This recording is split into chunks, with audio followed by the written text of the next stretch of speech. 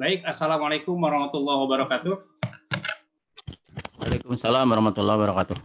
Teman-teman dan sahabat semua, hamdan wa syukurillah, asyhadu an la ilaha illallah wa asyhadu anna Muhammadan abduhu wa rasuluh. Allahumma sholli ala sayyidina Muhammadin wa ala alihi wasallam. Qala Allah Ta'ala fil kitabil aziz, a'udzu billahi minasyaitonir rajim. Bismillahirrahmanirrahim.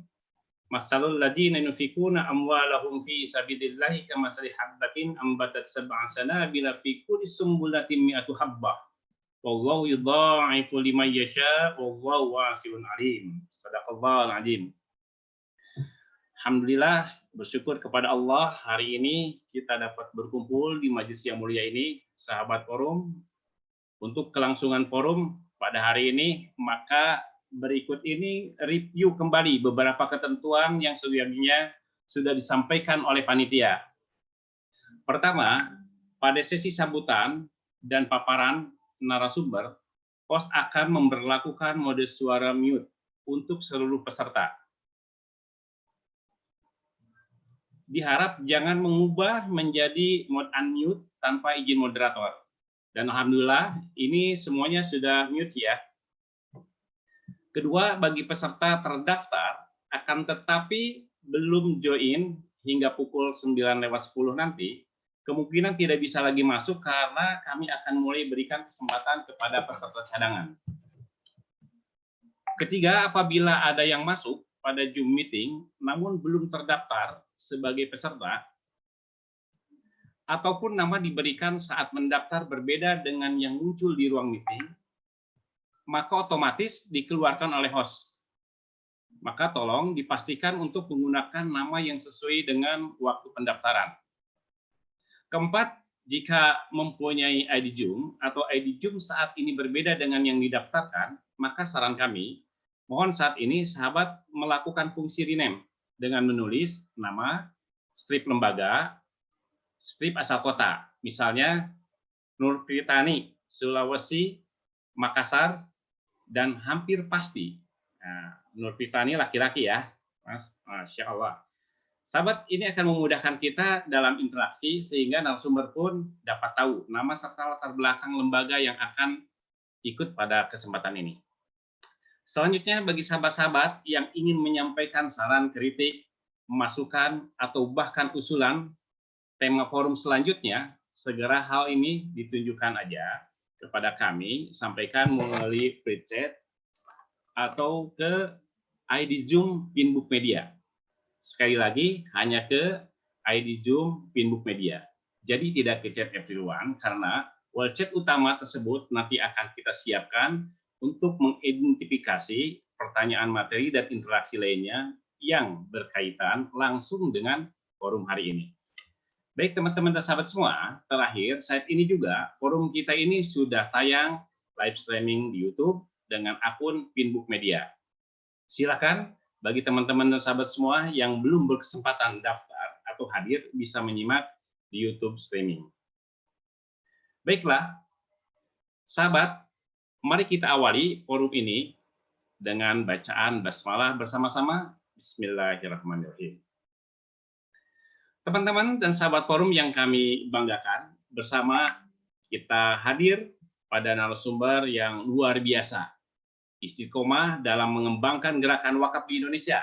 Dan alhamdulillah, pada pagi ini, mereka telah mewakafkan waktu, ilmu, dan pengetahuan untuk dapat bertatap muka bersama kita semua di forum ini.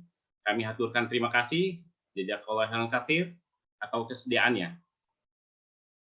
Yang pertama, di sini kita sambut ada Bapak Ustadz Henry Tanjung, PhD, beliau Komisaris Badan Wakaf Indonesia. Assalamualaikum Ustadz Henry, semoga sehat selalu. Alhamdulillah. Alhamdulillah. Insya Allah beliau akan berbagi ilmu dengan kita dalam perspektif fikih tentang wakaf uang produktif, mengingat kapasitas beliau juga adalah sebagai anggota Dewan Nasional DSN MUI ya.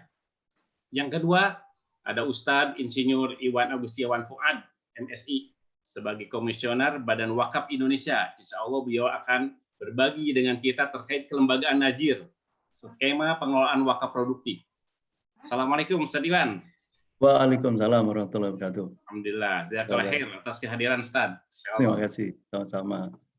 Yang ketiga, ini ada orang yang luar biasa juga, Ustadz Komarudin Batubara selaku Presiden di Koperasi Syariah Benteng Mikro Indonesia.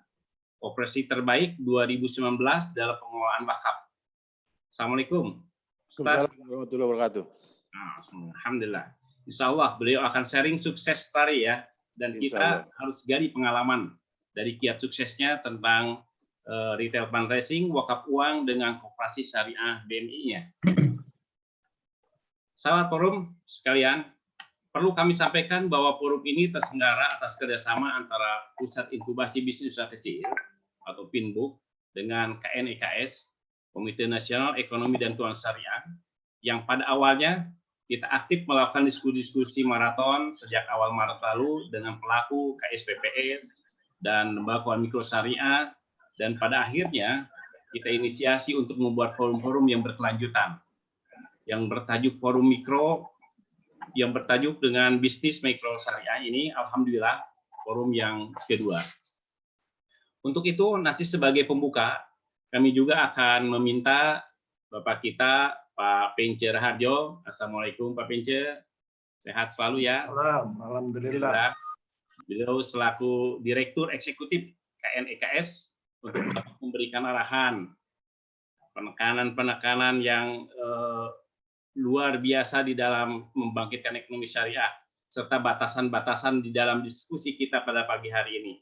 Sehingga sejalan dengan roadmap ekonomi dan keuangan syariah di Indonesia saat ini. Selanjutnya kita juga akan mendengarkan terlebih dahulu sambutan dari Ketua PINBUK Indonesia, Bapak Aslihan Burhan, yang akan memaparkan beberapa alasan dan latar belakang munculnya tema pada pagi hari ini. Sedikit laporan saja teman-teman dan sahabat semua, sejak kemarin pada Jumat kita buka pendaftaran. Alhamdulillah, pada tarawih tadi malam sudah full peserta yang join, yakni 100 peserta dengan cadangan 20 orang. Bergabung saat ini, kita lihat ada di layar, subhanallah, sudah memasuki kapasitas. Ini semangat yang luar biasa dari kita semuanya. Kita tunggu aja nanti akan join, karena kuota-kuota join masih ada hingga saat ini ya. Alhamdulillah, dari daftar peserta yang kami dapat, peserta forum-forum kedua ini lebih beragam, ada dari Aceh, ada dari Sumatera, ada dari Sumatera Selatan, Sumatera Barat, Jambi, Bangka, Belitung, Riau, Kalimantan Barat, Kalimantan Utara, Tarakan, Kalimantan Tengah, di Sampit, DKI Jakarta, Jabar, Jateng, Jatim, DIY, NTB, Sulawesi, luar biasa, Masya Allah, sampai ke Papua. Dan qadarullah ada juga peserta dari luar Indonesia, yaitu dari Brunei Darussalam 2 orang, dan dari Malaysia, Masya Allah. Barakallah, Dr. Rizwan ya, Masya Allah. Sambil sebut ya, kita ternyata telah menyebutkan beberapa teman-teman yang luar biasa di sini. Semoga yang disebut-sebut tadi mendapatkan rahmat dari Allah SWT, dan yang belum tersebut mohon maaf ya, karena tidak semuanya mungkin bisa saya sebutkan satu persatu. Ada juga dari kalangan dinas seperti BWI, KNKS, OJK, dan juga dari kalangan kampus, universitas, pondok pesantren, bahkan praktisi dan akademisi. Tadinya kami kira hanya ada BMT yang akan mendaftar, tapi para narasumber, Masya Allah, di sini bukan hanya BMT, ada dari daerah, dari KSPPS, Kopsah, Bank Wakaf Mikro, ya, yang saat ini sudah ada 56 Bank Wakaf Mikro di Indonesia. Selamat datang dan selamat bergabung bagi Anda semua, sahabat forum, telah meluangkan waktunya, kami doakan kita semua dalam keadaan sehat, sehingga dapat mengikuti kegiatan ini hingga akhir nanti. Jazakallahu khairan katsiran. Alhamdulillah, baik, mari kita sambutan dari Ketua Umum PINBUK Pusat, yaitu Bapak Aslihan Burhan. Tafadhol maskuron, Pak Aslihan. Baik, makasih Pak Ridho. Sahabat-sahabat sekalian, Assalamualaikum warahmatullahi wabarakatuh. Bismillah, Alhamdulillah, wassalatu wassalamu ala Rasulillah wa ala alihi wa ala. Yang kami hormati Bapak Pence Raharjo, Direktur Eksekutif KNKS, Komite Nasional Ekonomi dan Keuangan Syariah. Ustadz Hendri Tanjung, alhamdulillah berkenan sharing kepada kita nih, juga ke Mas Iwan Agustiawan Fuad. Alhamdulillah Mas Iwan ketemu lagi di sini. Juga Bang Kamarudin Batubara, alhamdulillah Bang bisa sharing kepada kita semuanya. Ya, terima kasih. Juga sahabat-sahabat sekalian, para peserta diskusi hari ini. Bapak Ibu, sahabat-sahabat sekalian, suatu ketika sahabat Umar bin Khattab itu menghadap kepada Rasulullah, berkonsultasi ya. Sahabat Umar ini memiliki satu lahan sekitar lebih dari 100 hektar gitu di Khaybar ya. Kemudian hasilnya sangat bagus selama ini karena beliau mempekerjakan itu kepada orang lain, tinggal beliau terima hasilnya saja. Beliau menyampaikan kepada Rasulullah, ya Rasulullah, saya punya lahan yang cukup luas, strategis, bagus dan ekonomis. Selama ini saya tidak memperoleh hasil yang sebaik dari tanah itu. Nah, saya ingin sedekahkan. Nah, kemudian Rasulullah pun menjawab, kalau begitu tahanlah pokoknya dan sedekahkanlah itu hasilnya. Ya. Hadis ini diriwayatkan oleh Nasai. Ya. Hadis ini menjadi dasar bahwa dimungkinkannya atau bisa dikembangkannya wakaf produktif, ya, wakaf produktif. Namun demikian kita ketahui realitanya di negeri kita ini di Indonesia yang terkenal masih wakafnya 3M. Apa itu 3M? Wakaf untuk masjid, untuk makam, dan atau untuk madrasah, ya, untuk pendidikan, untuk makam, pemakaman, dan juga sosial, dan untuk masjid untuk ibadah. Itu bagus, ya. Namun dari sisi sektor produktif yang barangkali belum digarap ya, belum banyak optimal ya. Sementara kita juga tahu bagaimana dulu selain Umar bin Khattab juga sahabat Utsman konon juga punya sumur yang diwakafkan dan itu juga terus berkembang. Contoh lain barangkali kita tahu di Aceh ada dulu Habib Buka yang kemudian investasi wakaf di Saudi, di Arab sana, kemudian menghasilkan dan hasilnya itulah diberikan untuk wakaf ya, mauquf alaih. Mauqufnya alaihnya adalah amanahnya untuk orang-orang yang jamaah haji yang berasal dari Aceh.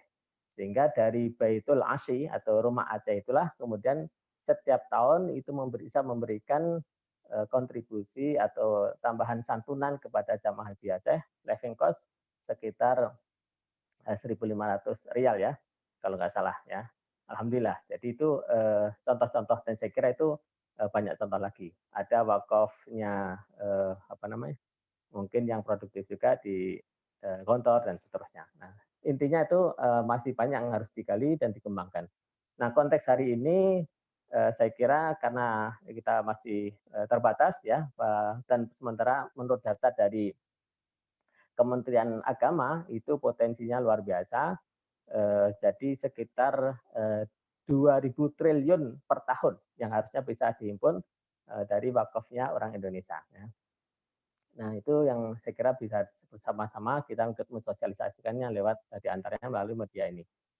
Sahabat-sahabat sekalian, sebagaimana kita ketahui Pinbook selama ini konsen mengembangkan BMT, di mana BMT ada divisi Baitul Mal dan Baitul Tamwil, dan Baitul Mal secara khusus adalah mendorong, menggalang pengembangan dan pengelolaan siswaf, zakat, infak, dan sedekah serta wakaf. Pekan kemarin kita sudah diskusi tentang Baitul Mal ya, dari sisi aspek pengembangan zakatnya dan infak sedekahnya, terutama di konteks hari ini di era digitalisasi. Nah, alhamdulillah untuk saat ini kita membahas tentang wakaf. Mudah-mudahan nanti ke depan kita akan diskusikan untuk tema-tema yang lain yang menarik. Dan untuk itu kami berterima kasih kepada Pak Vencel selaku Direktur KNKS yang telah memberikan kesempatan pada kita untuk bekerja sama mengadakan kegiatan ini, dan juga kepada para ustadz ya yang telah berkenan untuk sharing, dan serta kawan-kawan sekalian yang akan mengikuti kegiatan ini. Mudah-mudahan kegiatan kita ini mendapatkan rahmat dan berkah Allah Subhanahu wa taala, terutama di bulan yang penuh berkah Ramadan ini. Demikian, terima kasih sekali lagi kami ucapkan, dan selamat untuk kita sama-sama ngikutin sharing dari para ustadz hari ini. Terima kasih. Assalamualaikum warahmatullahi wabarakatuh. Waalaikumsalam warahmatullahi wabarakatuh. Jazakallah khair. Terima kasih Pak Aslihan Burhan atas sambutannya. Baik, teman-teman dan sahabat semua, selanjutnya untuk dapat memberikan arahan, penekanan, serta batasan-batasan di dalam diskusi kita pada pagi hari ini, sehingga sejalan dengan roadmap ekonomi dan keuangan syariah di Indonesia saat ini. Kita mohon kepada Pak Pence Raharjo untuk dapat memberikan paparannya. Waktu kami persilahkan Pak Pence. Baik, terima kasih Kang Ridho. Bismillahirrahmanirrahim. Assalamualaikum warahmatullahi wabarakatuh. Yang saya hormati, saya banggakan kawan-kawan dari Pinbuk, Pak Aslihan Burhan, Pak Ridho selaku Sekjen, dan kawan-kawan yang lain yang telah menyelenggarakan acara ini. Terima kasih atas penyelenggaraan acara ini. Selanjutnya juga kepada para ustadz yang menjadi pemateri di dalam acara ini, para pegiat wakaf di Indonesia, Ustadz Henry Tanjung, Ustadz Iwan Agustiawan, dan Bapak Kamarudin Bapak Batubara, serta seluruh peserta sekalian di dalam forum Syariah Mikro Bisnis Forum ini. Tama-tama puji syukur kita panjatkan kehadirat Allah Subhanahu wa Ta'ala bahwa kita bisa di dalam pagi hari ini, di hari Sabtu, kita di dalam bulan suci Ramadan ini kita bisa berjumpa di dalam acara yang insya Allah membawa banyak berkah bagi kita semua. Salam dan selawat selalu tercurah kepada junjungan kita Nabi besar Muhammad SAW serta seluruh keluarga dan para pengikutnya sampai dengan akhir zaman. Bapak Ibu sekalian, kami sangat berterima kasih atas penyelenggaraan acara ini yang dimotori oleh kawan-kawan dari Pinbuk, dan terlihat pesertanya juga cukup banyak. Terlihat di dalam layar saya ada 72 peserta yang aktif dalam acara ini, dan mudah-mudahan ini menjadi satu pertanda bahwa semangat kita untuk mendorong memperkuat kegiatan pengumpulan dan pemanfaatan wakaf di Indonesia menjadi semakin kuat lagi. Bapak Ibu sekalian, sebelum kami lanjut, kami ingin menyampaikan sedikit mengenai profil Komite Nasional Ekonomi dan Keuangan Syariah. Sebelum bernama Komite Nasional Ekonomi dan Keuangan Syariah, atas dasar Perpres di tahun 2016, namanya adalah Komite Nasional Keuangan Syariah. Dan memang pada saat itu diarahkan untuk pengembangan keuangan syariah saja. Tapi di dalam perjalanannya dirasa bahwa pengembangan keuangan syariah saja tidak cukup apabila sektor realnya juga tidak ikut berkembang. Oleh sebab itu pada bulan Februari tahun ini, 2020, muncul satu Perpres yang baru yang mengukuhkan transisi dari Komite Nasional Keuangan Syariah menjadi Komite Nasional Ekonomi dan Keuangan Syariah. Menjadi ruang lingkupnya menjadi cukup besar, meluas, dan mungkin bisa ditayangkan ininya slide mengenai Komite Nasional Ekonomi Keuangan Syariah. Ada Amrial yang bantu menayangkan, silakan Amrial. Baik Pak Pence. Bisa ditayangkan ya, ini. Iya, Pak. Ya, ini di Peraturan Presiden tahun 28/2020 sudah dikukuhkan menjadi Komite Nasional Ekonomi dan Keuangan Syariah. Saat ini sedang dilakukan transisi, di mana tetap ketuanya adalah Bapak Presiden sendiri sebagai ketua daripada komite ini. Ini menunjukkan betapa besarnya perhatian daripada pemerintah kepada pengembangan ekonomi dan keuangan syariah di Indonesia. Dan secara khusus di dalam organisasi Komite Nasional Ekonomi dan Keuangan Syariah, ketua harian dilakukan oleh sehari-harinya dilakukan oleh Bapak Wakil Presiden Kiai Haji Ma'ruf Amin sebagai Ketua Harian. Tujuannya tetap sama, yaitu memajukan ekonomi dan keuangan syariah dalam rangka memperkuat ketahanan ekonomi nasional. Bapak Ibu sekalian, mungkin terlihat bahwa keanggotaan yang sebelumnya anggota itu tidak ada, yaitu Dewan Pengarah. Saat ini ada keanggotaan yang berisikan 15 kementerian lembaga, termasuk juga MUI dan Dewan dengan Kadin ya, Kadin juga di sana.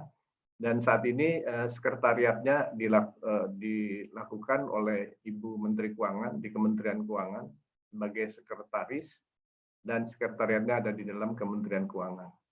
Kami sendiri sementara ini dalam periode masa transisi masih bertindak sebagai manajemen eksekutif di Komite Nasional Ekonomi Keuangan Syariah, dan sehari-hari kami melakukan kegiatan yang diarahkan oleh Bapak Ketua Harian, tapi pada dasarnya kegiatan yang dilakukan adalah untuk mengawal pelaksanaan daripada Master Plan Ekonomi Keuangan Syariah Indonesia 2019-2024 yang telah dicanangkan oleh Presiden di bulan Mei, di Ramadan tahun lalu, bulan Mei 2019, yang pada dasarnya berisikan 4 arahan besar, yaitu yang pertama adalah pengembangan daripada ekonomi dan industri halal. Yang kedua itu adalah pengembangan kekuatan daripada industri syariah jasa keuangan. Ya, di dalam jasa keuangan termasuk di dalamnya adalah jasa keuangan yang komersial dan jasa keuangan yang bersifat social finance seperti zakat, infak, sedekah, dan wakaf. Dan selanjutnya juga kami bertugas juga mendorong pengembangan daripada bisnis syariah, para wira swasta syariah Muslim berbasis pesantren, masjid maupun di luar pesantren dan masjid.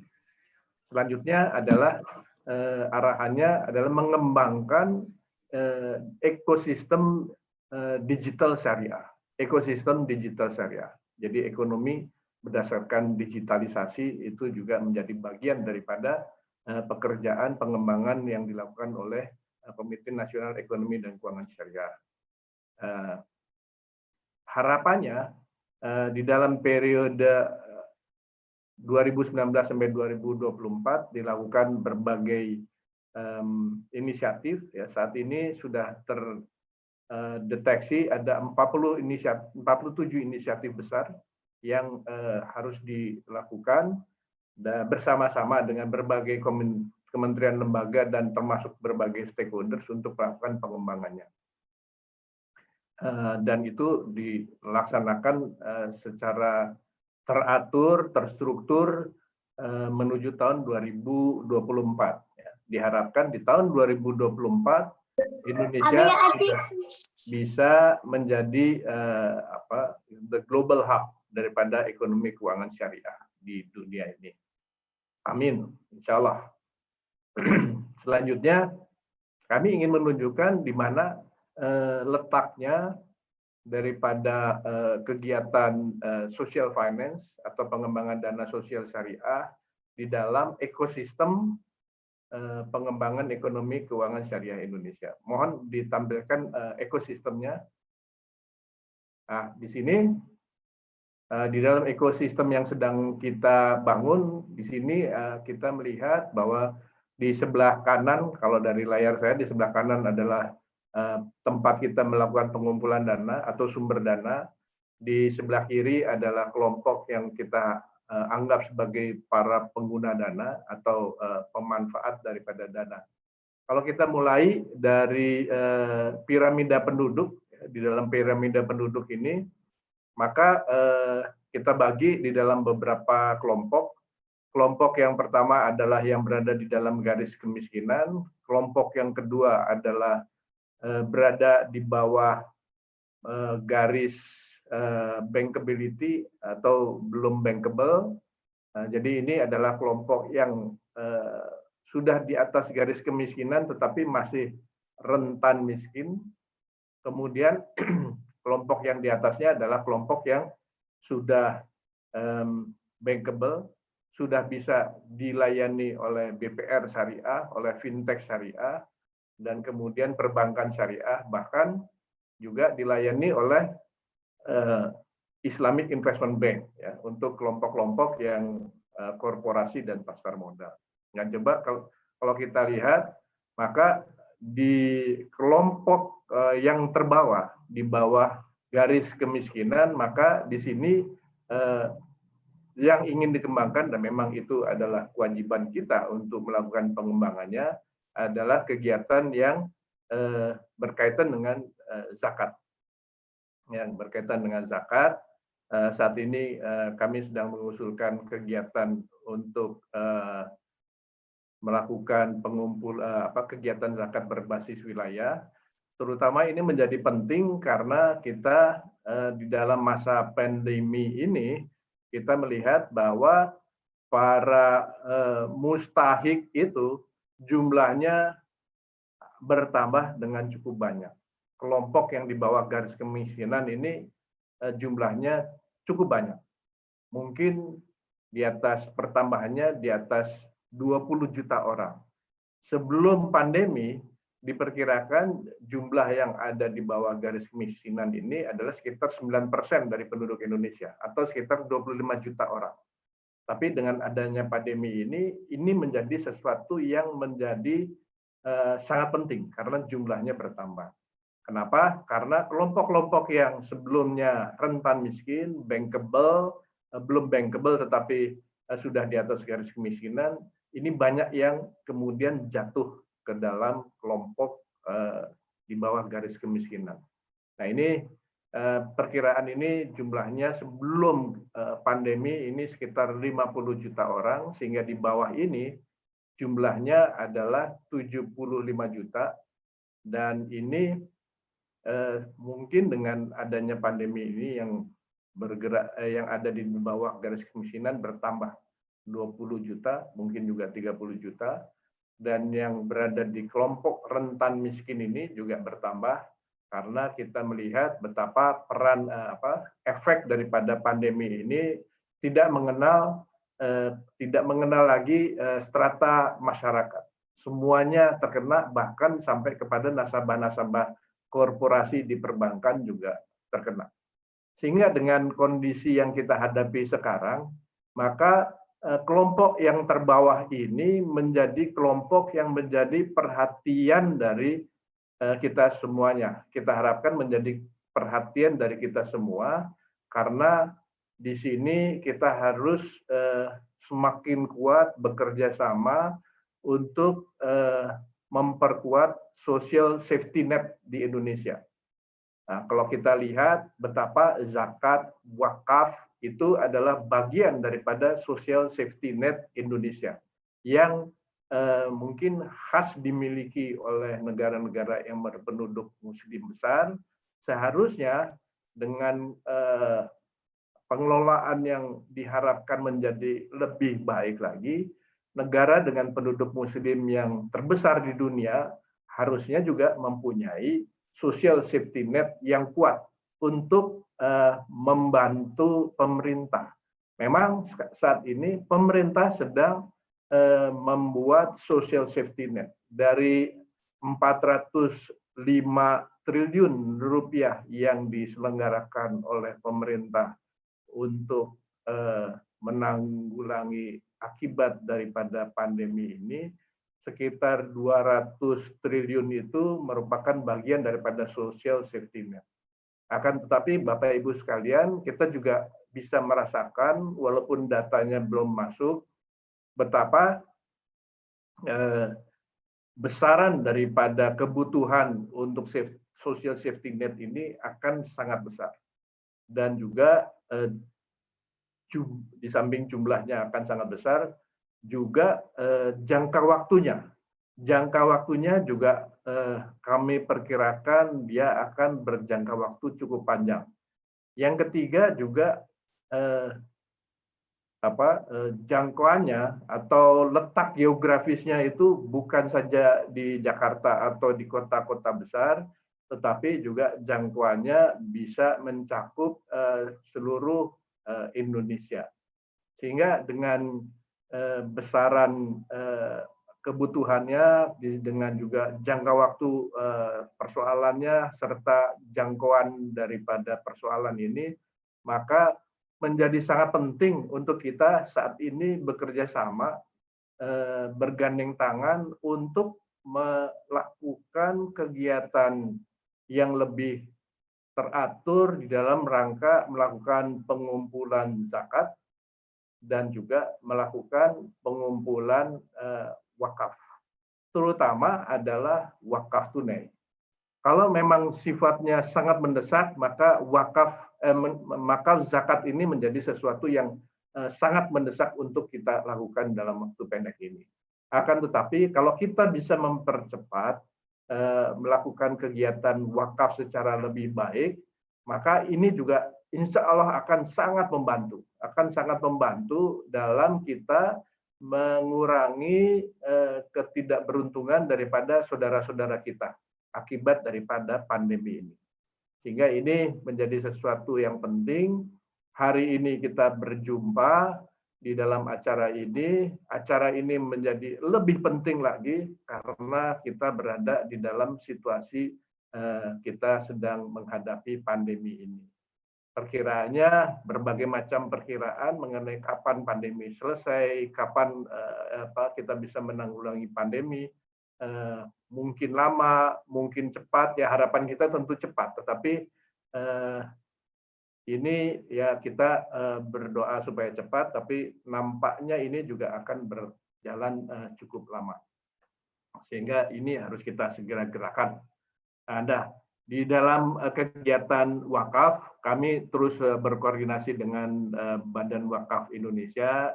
Kami terus-menerus melakukan pertemuan dengan Pak Profesor Nuh, ya, untuk bagaimana kita bersama-sama bisa mendorong pengumpulan dan pemanfaatan wakaf di Indonesia. Kita tahu bahwa potensi wakaf tadi disampaikan betapa besarnya, tetapi kenyataannya ya kita melihat bahwa bahkan database mengenai wakaf secara nasional saja sulit untuk kita dapatkan. Di Kementerian Agama kita mempunyai database yang namanya Ziswak. Nah, tetapi itu juga perlu kita lihat lagi karena memang seringkali database itu terlambat. Nah, ini satu hal. PR kita adalah bagaimana kita mempunyai database yang kuat mengenai wakaf nasional. Database tadi memang terpengaruh karena proses bisnis untuk seseorang mau melakukan wakaf itu belum mempunyai satu kejelasan yang kuat. Jadi kalau kita bicara mengenai wakaf tunai yang menjadi topik di hari ini, kita bayangkan bahwa sebagian besar daripada potensi para wakif tunai yang besar itu berada di daerah perkotaan seperti Jakarta atau kota-kota besar lainnya yang sudah mempunyai kecukupan di dalam kehidupannya dan keluarganya juga sudah cukup. Nah, kemudian perlu mendapat advice untuk bagaimana saya bisa berwakaf. Nah, ini kondisi ini yang perlu kita bangun, di mana kita mengharapkan bahwa para calon wakif itu kalau di perbankan adalah seorang yang dianggap sebagai nasabah prioritas yang harus dilayani. Jadi tujuan kita adalah melayani para calon wakif ini sebaik-baiknya seperti nasabah prioritas sehingga mereka menjadi mudah untuk melakukan kegiatan wakafnya. Dan di samping mudah, mereka juga harus secara teratur diberikan transparansi di dalam pelaporannya. Uang saya yang saya wakafkan itu sudah sampai di mana, digunakan untuk apa, dan kemudian berapa manfaat yang diperoleh dari uang saya, dan kemudian manfaatnya itu juga dimanfaatkan untuk apa. Ini juga harus terlaporkan secara teratur, bahkan sampai para wakif itu sudah wafat, dan kemudian para ahli warisnya juga terus mendapat laporan yang tersebut. Ini menjadi sesuatu PR ya buat kita untuk mempunyai kemampuan nazir yang cukup baik berdasarkan proses digitalisasi ya yang tadi kita sebut digitalisasi, dan kemudian apa yang bisa dilakukan oleh BMT untuk di dalam kerangka ini. Mungkin hari ini kita berdiskusi bagaimana peran BMT, bagaimana peran BWM, bagaimana peran para lembaga ambil zakat, bagaimana memunculkan nazir wakaf, dan kemudian juga kami sedang mengusulkan adanya satu profesi baru yang namanya adalah wakaf advisor. Ya, kita melihat bahwa kalau di bidang, mohon maaf 1 menit lagi, Pak. Ya, di bidang personal banking itu ada yang namanya wealth management advisor. Nah, ini yang kita perlu lakukan di dalam kegiatan wakaf ini. Saya kira demikian yang bisa saya sampaikan. Mohon maaf kalau terlalu lama, mohon maaf kalau ada lebih dan kurangnya. Mudah-mudahan pertemuan ini menjadi pertemuan yang bisa menghasilkan kesepakatan-kesepakatan yang selanjutnya kami bisa tindak lanjuti sekiranya memang diperlukan perubahan undang-undang, sekiranya diperlukan perubahan peraturan menteri, dan berbagai ketentuan-ketentuan lain, kami akan upayakan untuk mendorongnya menjadi perubahan-perubahan tadi terjadi. Demikian, semoga memberikan keberkahan kepada kita semua, dan insya Allah ini kegiatan ini bermanfaat sekali. Terima kasih. Billahi taufiq wal hidayah. Assalamualaikum warahmatullahi wabarakatuh. Waalaikumsalam warahmatullahi wabarakatuh. Terima kasih Pak Pence. Beberapa poin yang kami catat dalam pemaparan Bapak, di antaranya adalah memajukan keuangan ekonomi syariah, mendorong pengembangan bisnis syariah, mengembangkan ekosistem digital syariah, dan untuk menguatkan ekonomi syariah tadi ada 5 peran penting, 5 tingkatan di dalam piramida tadi. Terima kasih penekanan-penekanan di dalam diskusi ini. Mudah-mudahan ini sangat bermanfaat bagi kami semua.